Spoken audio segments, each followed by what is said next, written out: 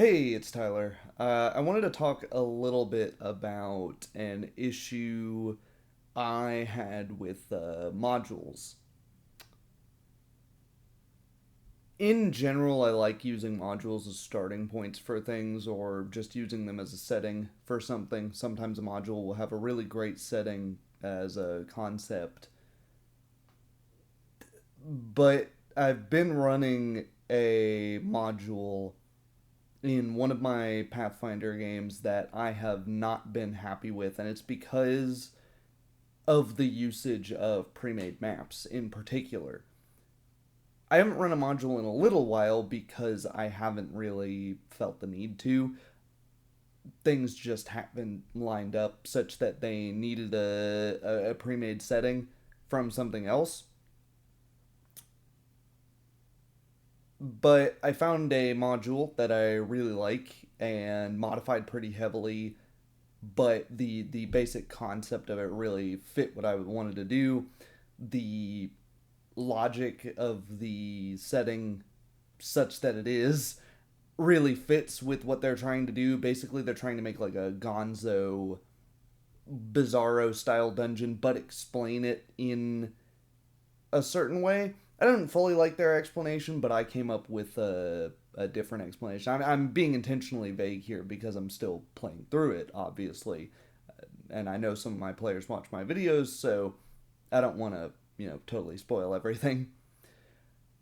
The issues aren't with the specifics of the setting or anything like that, they're with issues of the map. So, my first issue is this: numbering rooms such that they do not go immediately from one to the next. So you'll have written as a follow along text room 1, 2, 3, 4, 5, etc. On the map, however, room 1 may lead to room 14. So not only are they not in order, they're not even on the same page. You're having to scroll back and forth, and it's like, okay, sure, I can have the map with all of the number keys on one side, and then my page is open. But even with the pages open, I'm still having to scroll up and down to see what exactly is in here. This isn't the first book that I've had this issue with. That seems to be the more common way to lay out dungeon tiles or room tiles in general. Put numbers completely haphazardly everywhere. As an editor, I think there's got to be a better way to do it, right? Why not just number things? I don't know. If there are weird connection points, then start using sublabels instead of just doing 1 2 3 4 5. Have F 1 2 3 4 5, A 1 2 3 4 5, B 1 2 3 4 5, 1B, 1C, etc. That way you can have the sort of first, second, auxiliary or tertiary level headers that we would in any other technical document. People have been doing this for 40 years, this tabletop RPG thing, for 40 years now, and it still hasn't caught up to modern technical writing when all it is technical writing. That seems very strange to me. But then lots of things seem strange to me, so maybe I'm misplaced. My judgment is misplaced there. Let me know if you've noticed the same thing. The other thing I noticed as an issue with running a pre-made dungeon is that my players asked way more questions than they otherwise would. It very much stalled the game a lot, to the point where I think what was going on is that because they know they're in a dungeon, because they know it's a pre-made module, they assume there's going to be secret doors and stuff. They assume there's going to be bizarre there are bizarre things happening there, so they're very on edge. So it doesn't feel metagamey for them as players to feel on edge as well, which is good. That should be the goal. A dungeon shouldn't only be frightening to the players; it should be frightening to the characters, which is what makes the players cautious. There should be that linking, right? You don't want to be your character necessarily, but you do want to be able to be in the same mindset and not be totally apart from them. So it did that fairly well, but the problem comes, oh, well, is this in the room? Is that in the room? Is this painting is such and such? Is so and so? It's like, oh my god. I'm sitting behind the scenes going, it doesn't matter. There's not a secret in this room. But I can't say that because if I tell them there's not a secret in the room and I don't say that going forward, then they just process of elimination know, oh, there's a secret in this room. So how do you avoid your players just scanning every inch of every empty connecting room, every broom closet? Well, traditionally you throw combat encounters at them. But the combat encounters are usually just attacks. Effectively in this one as well, part of what I modified from it. You'll have paragraphs of description of combat encounters for a level 5 party, and it's a 1/2 CR encounter. I'm not opposed to having really imbalanced encounters thrown at the party in either direction. A dragon is somewhere. The party fights dragon. Okay, sure. That's yeah. You shouldn't always fight. You're level 5. Okay, I found a level 5 dragon for you guys to fight. The party should feel like they need to run and should feel very heroic at times. It's really boring to have your combat be one note. This is part of the issue with 5e's combat, not just the hit point attrition, but the way that people run it. In that every combat is pretty much, we'll get down to about half health, but never really feel like we're in danger, beat the enemy, and then rest and recover all our hit points. And it's just do that on loop forever, because there's this modern obsession with balanced encounters.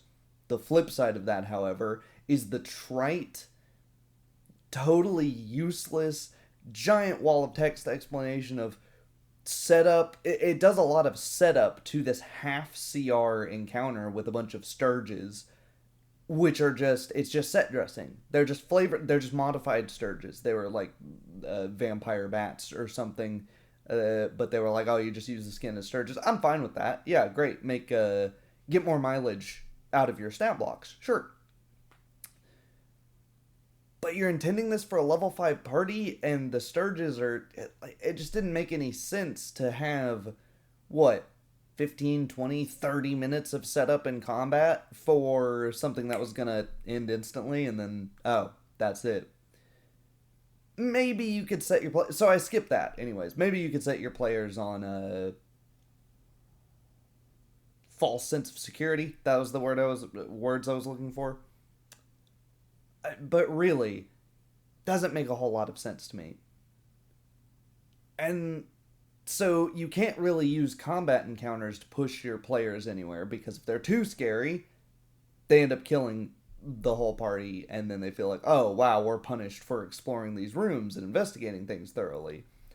They're pointless because the combat encounter is way too easy, or they're in the middle, and they're pointless because they're in the middle because they won't really feel like they threaten the party. The party's probably going to be able to heal pretty easily unless you remove some form of healing, but in a traditional dungeon crawl, you rest, regain your spells, able to heal, move on with your day. Maybe you get interrupted during your rest, and then there's more combat, but now it just feels like you're in a slog towards the first problem, but you've drawn it out for 2 hours instead. You can force them to run in that way, I suppose, but it doesn't solve the issue of the pacing dragging. All it does is it keeps the pacing dragging, but it keeps the pacing dragging with a combat shoved in there. And if you're going to tell me that shoving a combat in randomly in order to move things along, in order to add a threat where there otherwise wasn't, isn't going to make the pacing drag, feel free to have that opinion, but I have not noticed that to be the case. In the event that you are avoiding either the combat being pointless or the combat just killing everyone instantly. In the middle point, it tends to drag because that combat is purely there as a pacing device. It has no greater purpose. It doesn't tie into anything. So you have to be really careful when using things like that. And eventually, he had just told them, look, I don't. If I didn't describe it, it doesn't matter, right? The paintings on the wall are set dressing. They tell you about the world building if you were to look into it. Unfortunately, everyone rolled really poorly on their knowledge checks. No one was particularly smart or learned about religion in general, so they could tell, oh yeah, these are religious paintings, they're frescoes of some sort. They're very out of place because this is not a religious building. The very next room is just totally blank. There's no painting at all, and then the next room is like sort of abstract geometric line painting on the walls. That room was somewhat significant, but not holistically. And then the final issue is, well, when they don't have the full map, they're just told there's a door on the left, there's a door straight ahead, and there's a door to the right. Maybe there's a secret door that one of them spots. They're just going to go with the safe route, which is I'm going to hug the left wall or I'm going to hug the right wall. And we'll eventually make our way to a dead end or back around to where we came or to an exit, which is exactly what they did. So there is a choice, left door, front door, right door, don't go anywhere. Seems like there's a lot of choices on paper, right? What really is the choice, though? Make a risky, threatening, and uneducated decision. And that's the problem. The choices are entirely uneducated. They're not really choices so much as they are guesses. You know, there's a difference between an intelligent choice between do we attack at night where our own troops are going to be blinded, or do we attack during the day where the visibility is very good but the enemy is going to be awake? An intelligent choice.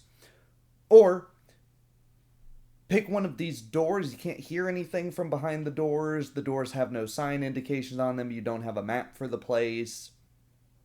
Yeah, it's not. I guess if the player characters are gamblers, or if the players are, I suppose, then yeah, they'll pick, just a door at random every time and get lost, get stuck, and then it will be different, but it won't really have been different because of the player agency, because the dungeon was already made. They just pick which part of it they get to first. And does that change later parts of the dungeon?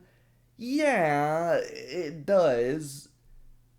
But they don't plan on going back to the dungeon, so it doesn't really matter. So they're just kind of walking in circles, finding one thing, and then they have the choice of, would you like to continue hugging the wall? Would you like to open this other door? Or would you like to turn around and leave? So despite the map not actually looking linear when you're, the GM looking at it, it feels very linear when the characters are playing through it, if they're playing it intelligently, such as they understand that the only way to narrow down and not just be making totally uneducated guesses is by sticking to one path. So that's a frustration with pre-made dungeon maps. When you make the map yourself, or you don't have a map and it's all theater of the mind and you just know that it's labyrinthine, your player characters aren't going to be asking questions as much because they know it's more freeform. They know they can assume information about places. It's not set in stone. And you can allow that of your players.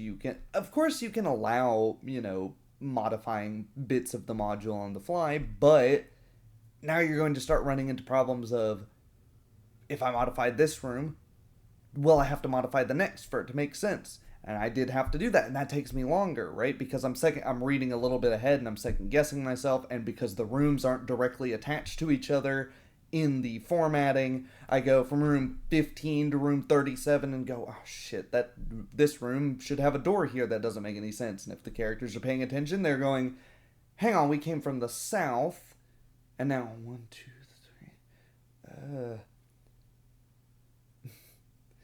3. because this dungeon is a little gonzo, it's not in the material plane of existence and it's breaking the rules of physics in some ways. That's okay for me to do there. That's one of the reasons I like this particular module.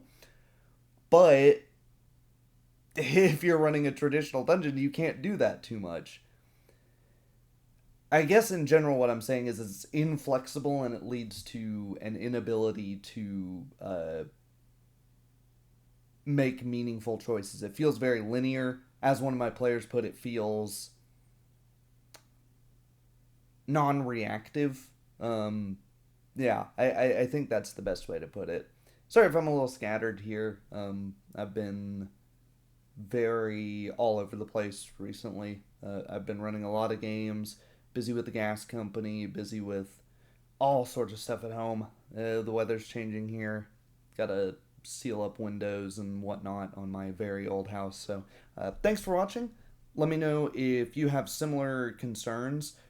And I think the next video that I'll put out, no promises on when, other than my stream tomorrow with Max, of course, will be a product review.